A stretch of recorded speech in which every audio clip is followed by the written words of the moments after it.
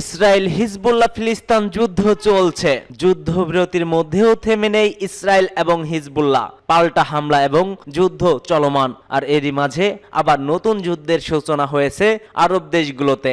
আর এরই মধ্যে আমাদের হাতে এসেছে কিছু গুরুত্বপূর্ণ অঘোষিত আন্তর্জাতিক আপডেট সংবাদ। জানিয়ে দিচ্ছি সংবাদ শিরোনাম। এবার ইসরায়েলকে লক্ষ্য করে হুতির ক্ষেপণাস্ত্র হামলা, তেল আবিবে ব্যাপক ক্ষয়ক্ষতি। আরো জানিয়ে দিচ্ছি সিরিয়ার চাবি এবার এরদোগানের হাতে, বলছেন ট্রাম্প। এরপরে থাকছে ইউক্রেন যুদ্ধে চ্যালেঞ্জের মুখে উত্তর কোরিয়ার সেনারা, নিহত হয়েছেন ৩০ জন সেনাবাহিনী। অন্যদিকে আল আসাদের এক গণকবরেই মিলেছে ১ লক্ষ লাশ। এবং সর্বশেষ জানিয়ে দেব গাজা যুদ্ধের কারণে ইসরায়েলের অর্থনীতি চাক্কা এবার নিম্নমাত্রা। এতক্ষণ শুনছিলেন সংবাদ শিরোনাম, এবার বিস্তারিত। তবে তার আগে কে কোথা থেকে আমাদের ভিডিওটি দেখছেন ও শুনছেন জানিয়ে দিন কমেন্ট সেকশনে। এবং আপনি যদি ফিলিস্তিনকে ভালোবেসে থাকেন অবশ্যই কমেন্টে এস লিখে জানিয়ে দিবেন আপনার মূল্যবান মতামতটি। আর সর্বশেষ আপডেট আন্তর্জাতিক সংবাদ সবার আগে পেতে আমাদের চ্যানেলটি সাবস্ক্রাইব করার অনুরোধ রইল।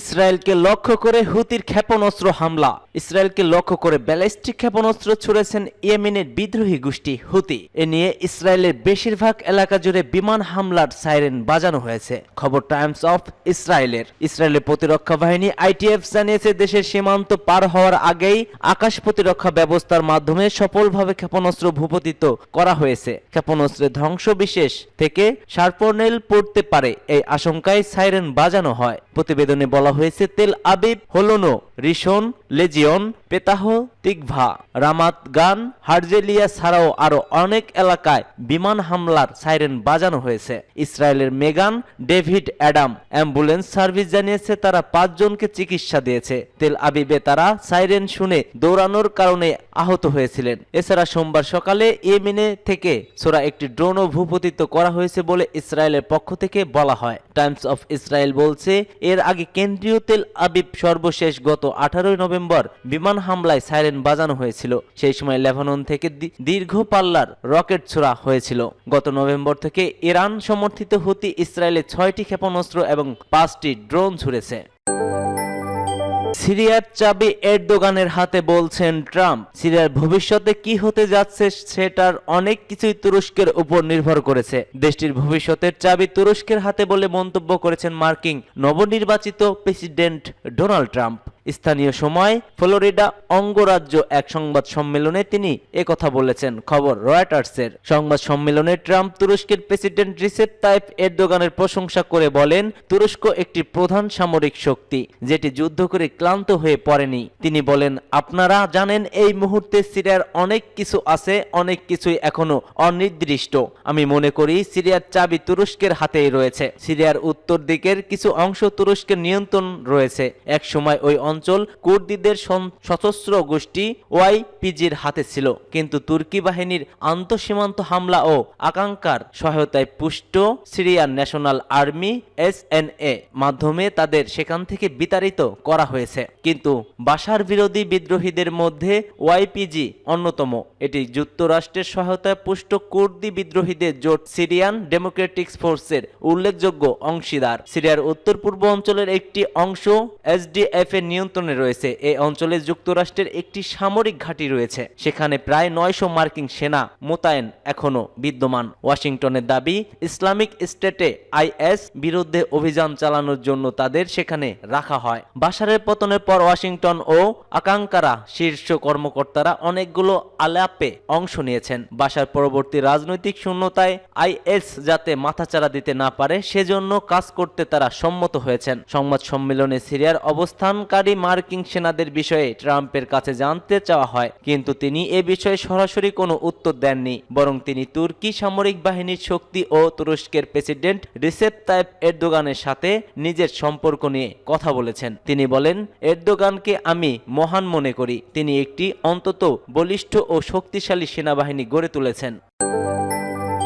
ইউক্রেন যুদ্ধে চ্যালেঞ্জের মুখে পড়েছে উত্তর কোরিয়ার সেনারা, নিহত ৩০ জন। রাশিয়ার কুরস্ক অঞ্চলে ইউক্রেনের বাহিনীর বিরুদ্ধে যুদ্ধ করেছে উত্তর কোরিয়ার সেনারা। এতে উত্তর কোরিয়ার উল্লেখযোগ্য সংখ্যক সেনা হতাহত হয়েছে বলে দাবি করেছে ইউক্রেনের সামরিক গোয়েন্দা ও পেন্টাগন। কাতার ভিত্তিক সংবাদ মাধ্যম আল জাজিরা লাইভ প্রতিবেদনে এই তথ্য প্রকাশিত হয়। ইউক্রেনের সামরিক গোয়েন্দা সংস্থা বলেছে কুরস্ক অঞ্চলে উত্তর কোরিয়ার অন্তত ৩০ জন সেনা নিহত হয়েছেন, আহত হয়েছে আরো অনেকে। জিইউআর এক বিবৃতিতে বলছে কুরস্কের কুরিলোভাক গ্রামে আরো ৩ জন উত্তর কোরিয়ার সেনা নিখোঁজ হয়েছেন। অন্যদিকে পেন্টাগনের মুখপাত্র মেজর জেনারেল প্যাট রাইডারও ইউক্রেনের দাবির পক্ষে কথা বলেছেন। তিনি দাবি করেছেন কুরস্ক অঞ্চলের লড়াইয়ের উত্তর কোরিয়ার সেনাদের হতাহত হয়েছে। তবে ইউক্রেন ও যুক্তরাষ্ট্রের এমন দাবি নিয়ে তেমন কোনো মন্তব্য করেনি ক্রেমলিন। দক্ষিণ কোরিয়া, যুক্তরাষ্ট্র ও ইউক্রেনের গোয়েন্দা সংস্থার মতে ইউক্রেনের বিরুদ্ধে লড়াই করার জন্য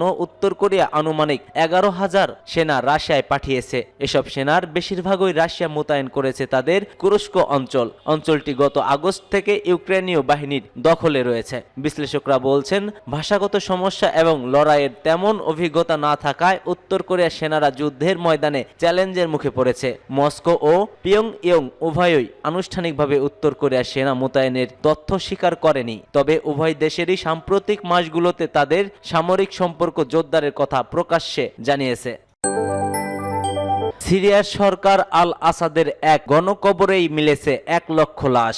সিরিয়ার রাজধানী দামাস্কের বাইরে এক গণকবরে অন্তত 1 লক্ষ লোকের সমাহিত করা হয়েছে। ক্ষমতাচ্যুত প্রেসিডেন্ট বাশার আল আসাদের শাসন আমলে এদের সবাইকেই হত্যা করা হয়। সিরিয়া নিয়ে কাজ করা যুক্তরাষ্ট্র ভিত্তিক অ্যাডভোকেসি সংস্থা সিরিয়ান ইমার্জেন্সি স্টাফ ফোর্স এমন চাঞ্চল্য তথ্য দাবি করেছে। সংস্থাটির প্রধান মুআজ মোস্তফা রয়টার্সকে টেলিফোনে দেওয়া সাক্ষাৎকারে বলেন, দামাস্কো থেকে 40 কিলোমিটার উত্তরে আল কুতাইফাহে অবস্থিত এই গণকবরটি 5টি গণকবরের একটি। কয়েক বছর ধরে কাজ করে তিনি এসব গণকবর চিহ্নিত করেছেন বলে দাবি জানিয়েছেন। মোস্তফা দাবি করেন, এই গণকবরে যে 1 লক্ষ লোককে সমাহিত করা হয়েছে এটি কম অনুমান, এই সংখ্যা আরো অনেক বেশি হতে পারে বলে তিনি জানান। সিরিয়ান ইমার্জেন্সি টাস্কফোর্সের প্রধান দাবি করছেন, তার চিহ্নিত করা 5টি গণকবরের চেয়ে আরো অনেক গণকবর আছে। এসব গণকবরে শুধু সিরিয়ানরা নয়, যুক্তরাষ্ট্র, যুক্তরাজ্য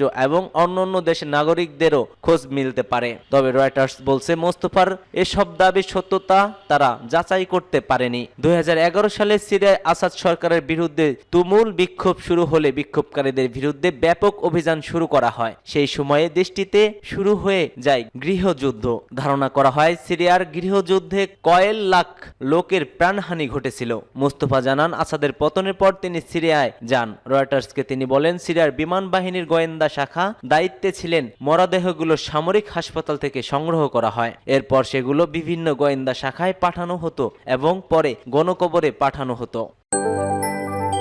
গাজা যুদ্ধ দরিদ্রের মুখে ঠেলে দিয়েছে ইসরায়েল। ইসরায়েলি সংবাদ মাধ্যম স্বীকার করেছে যে গাজা যুদ্ধের কারণে দরিদ্রের কবলে পড়েছে ইহুদিবাদী ইসরায়েলের 1/4 অংশ জনগণ। ইসরায়েল হায়ম পত্রিকা এক প্রতিবেদনে বলা হয়েছে, বার্ষিক দারিদ্র্য সীমা প্রতিবেদন অনুযায়ী ইসরায়েল রাষ্ট্রের 25% মানুষ বর্তমানে দারিদ্র্য সীমার নিচে বসবাস করছে। যুদ্ধের 14 মাস পর এই সংকটজনক অর্থনৈতিক পরিস্থিতি সৃষ্টি হয়েছে এবং দখলকৃত ভূখণ্ডে সামাজিক ভাঙনের আশঙ্কা তৈরি হয়েছে। গত 16 নভেম্বর গ্লোবাল রেটিংস সংস্থা এসএনডিপি তাদের এক প্রতিবেদনে জানায় যে 2024 সালে ইসরায়েলের অর্থনৈতিক প্রবৃদ্ধি 0% হবে। এর ফলে মাথাপিছু মোট দেশীয় উৎপাদন জিডিপি উল্লেখযোগ্যভাবে হ্রাস পাবে। বাজেট ঘাটতি 2024 সালের শেষ নাগাদ জিডিপি 9% পৌঁছাবে এবং 2027 সাল পর্যন্ত তা 5-6% থাকবে বলে পূর্বাভাস দেওয়া হয়েছে। এদিকে সাম্প্রতিক